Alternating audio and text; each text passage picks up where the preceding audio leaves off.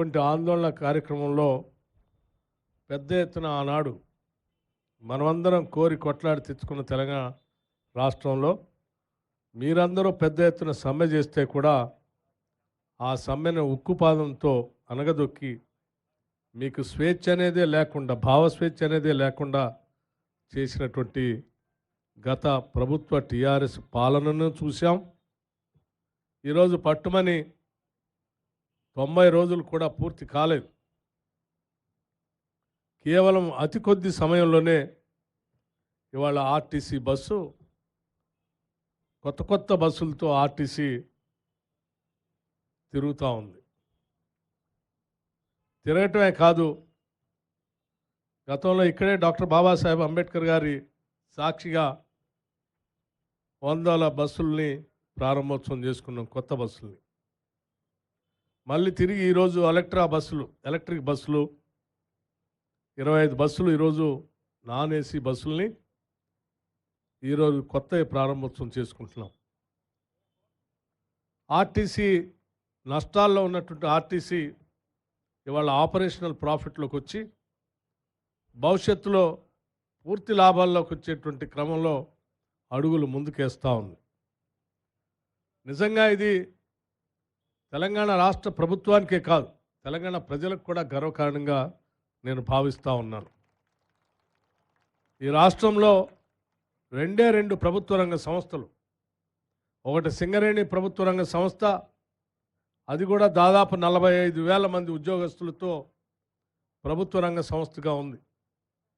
RTC కూడా దాదాపు 44,000 మంది పైబడి ఉద్యోగస్తులతో ఒక ప్రభుత్వ రంగ సంస్థ పెద్ద ఎత్తున నడుస్తూ ఉంది అని అంటే ఈ రెండు సంస్థల్ని కాపాడుకోవటం ఈ రాష్ట్ర ప్రభుత్వం యొక్క సంకల్పం, బాధ్యత. ఇది మనందరి అవసరం అని కూడా నేను భావిస్తూ ఉన్నాను.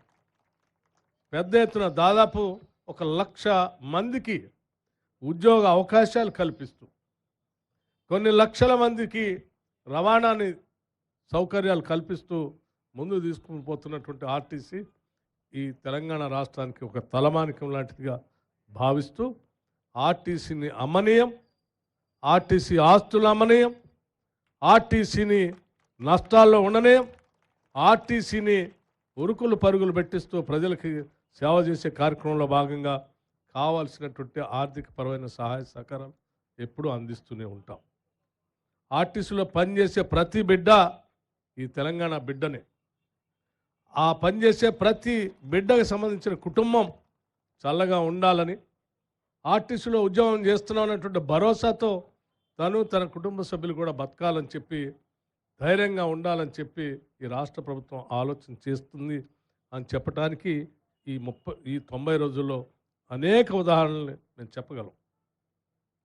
రాష్ట్ర ముఖ్యమంత్రి వర్యులు రేవంత్ రెడ్డి గారు కానీ, లేకపోతే నా సహచర మంత్రివర్యులు పొన్నం ప్రభాకర్ గారు, కోమటిరెడ్డి వెంకటరెడ్డి గారితో సహా మిగతా మంత్రివర్గ సహచరులు అందరూ కలిసి సమిష్టిగా ఈ ప్రభుత్వ రంగ సంస్థల్ని బతికించుకోవాలి, వాటికి బలోపేతం చేయాలి, ఆర్థికంగా నిలదొక్కునేటట్టు చేయాలని చెప్పి నిత్యం ఆలోచన చేయటం వల్లే ఈరోజు ఆర్టీసీ ఈ రకంగా మనుగడ సాగిస్తుందని కూడా నాకు చెప్పడానికి ఎటువంటి సందేహం లేదు. గతంలో ఉన్నటువంటి ఎరియర్స్ ఏమైనా ఉంటే ఆ ఎరియర్స్ సంబంధించి కానీ, లేకపోతే బాండ్స్ ఉంటే బాండ్స్ సంబంధించిన పేమెంట్ కానీ, లేకపోతే రాష్ట్ర ప్రభుత్వం నుంచి పే స్కేల్ అరియర్స్ కానీ 50% అరియర్స్ కానీ, లేకపోతే కొద్ది రోజుల క్రితమే 21% పే స్కేల్ ఖరారు చేసుకోవటం కానీ, ఇవన్నీ కూడా కేవలం ఈ 90 రోజుల్లో రాష్ట్ర ప్రభుత్వం సాధించినటువంటి విజయాలుగా నేను భావిస్తూ ఉన్నాను. ఈరోజు ఆర్టీసీ బస్సుల్లో మహిళలు, మనం అందరం మహాలక్ష్మిలాగా గౌరవించేటువంటి మన మహిళలు ఉచితంగా గర్వంగా ఆర్టీసీ బస్సులో ఎక్కి ఈ బస్సు నాది, నా కోసం నా ప్రభుత్వం ఉచితంగా తిరగటానికి నేను గౌరవిస్తూ నా కోసం ఏర్పాటు చేసినటువంటి రవాణా వ్యవస్థ అని చెప్పి తలెత్తుకొని వాళ్ళంతా తిరుగుతూ ఉంటే అంతకంటే ఆనందం ఈ రాష్ట్ర ప్రభుత్వానికి ఇది అవసరం లేదని కూడా మేము చాలా స్పష్టంగా చెప్తా ఉన్నాం. అలా తిరిగేటువంటి ప్రతి మహిళ సంబంధించిన రవాణాకు సంబంధించిన టికెట్ సంబంధించి గతంలో లాగా ప్రభుత్వాలు డబ్బులు చెల్లించకుండా మేము ప్రకటించాం, మీరు నడపండి అని చెప్పి వదిలేయట్లేదు. మేము ఎక్కే ప్రతి మహిళకు సంబంధించిన టికెట్కి సంబంధించి అనా పైసతో సహా లెక్కగట్టి ఆర్టీసీకి రాష్ట్ర ప్రభుత్వం డబ్బులు అనా పైసతో లెక్కగట్టి మీకు ఇస్తూ ఉన్నాం.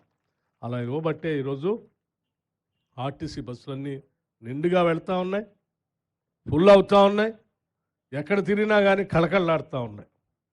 మీరు మహాలక్ష్మిని రవాణా చేయటం వల్ల రాష్ట్రంలో ఉన్నటువంటి మార్కెట్లు కానీ, దేవాలయాలు కానీ, ప్రభుత్వానికి సంబంధించిన స్కూల్స్ కానీ, లేకపోతే మార్కెట్లు, అగ్రికల్చర్ మార్కెట్స్ కానీ